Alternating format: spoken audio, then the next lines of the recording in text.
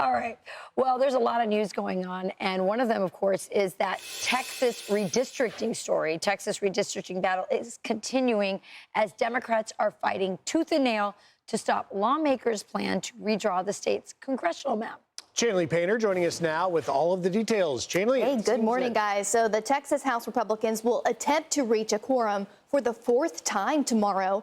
This after Texas House Democrats fled the state last week to avoid a state House vote on redistricting that would give Republicans 5 additional seats in Congress. Texas Democrats ran to blue states like California, Illinois, Massachusetts, and New York without a quorum, though, or a proper number of lawmakers present to hold that vote. That legislation cannot be passed. The Texas Attorney General and Texas House Speaker filed a legal complaint in California urging local law enforcement to enforce arrest warrants issued by the Texas House of Representatives against the legislators who did flee. The Texas AG also petitioning the Texas Supreme Court to remove from office 13 of the over 50 who left the state, saying this, quote, Texans are fed up with lawmakers who refuse to do their jobs and instead run away to states like California to exploit radical governors' broken political systems as a shield.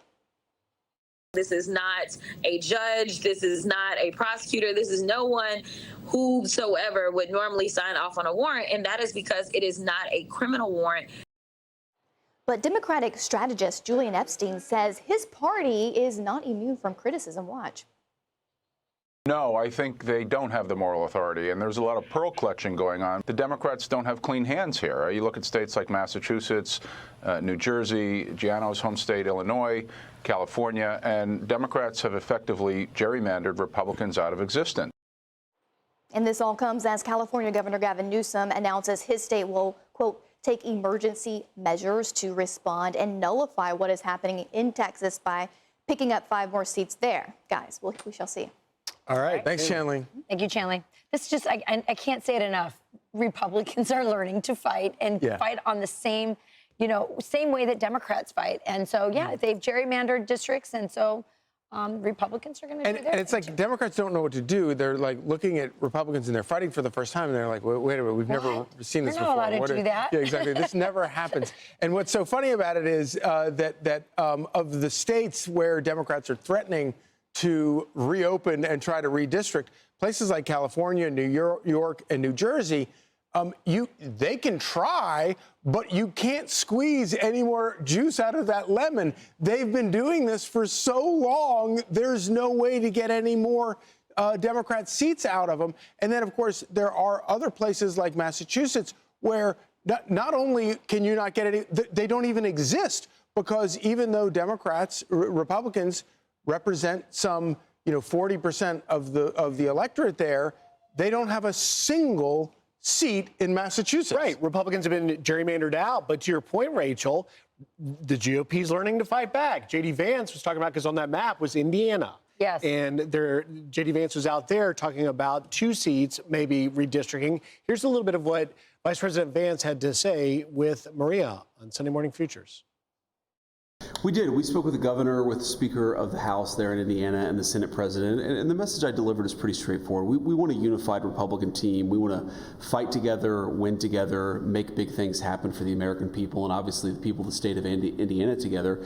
But one of the things that you see in a lot of red states is blue states have really aggressively gerrymandered, such that they've actually made it harder for the majority of the state of Indiana to have their voice heard in their federal elections. Because if California has crazy gerrymanders, Illinois has crazy gerrymanders, New York has crazy gerrymanders, what it does is it actually suppresses the will of the people in states like Indiana.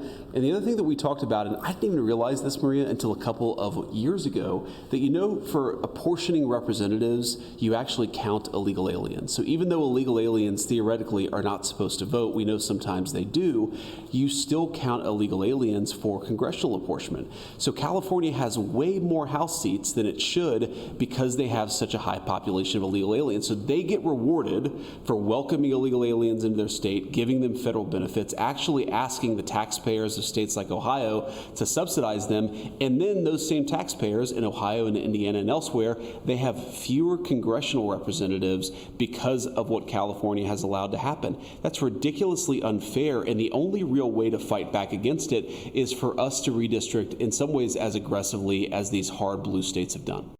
You guys, I really love what he had to say right there, our vice president. And again, most important thing he said in there, in my view, is he talked about how illegal aliens, illegal immigrants are being counted in our census, and therefore they're being counted when we count, because every district, every congressional district is what, like 700,000 people. So California has way more congressional seats than they should have because they're counting the illegals.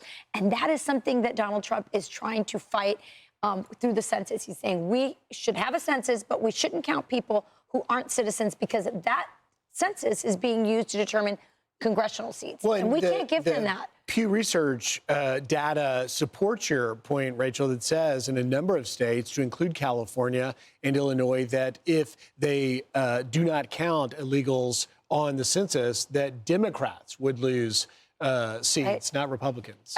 I'm Steve Doocy. I'm Brian Kilmeade. And I'm Ainsley Earhart. And click here to subscribe to the Fox News YouTube page to catch our hottest interviews and most compelling analysis.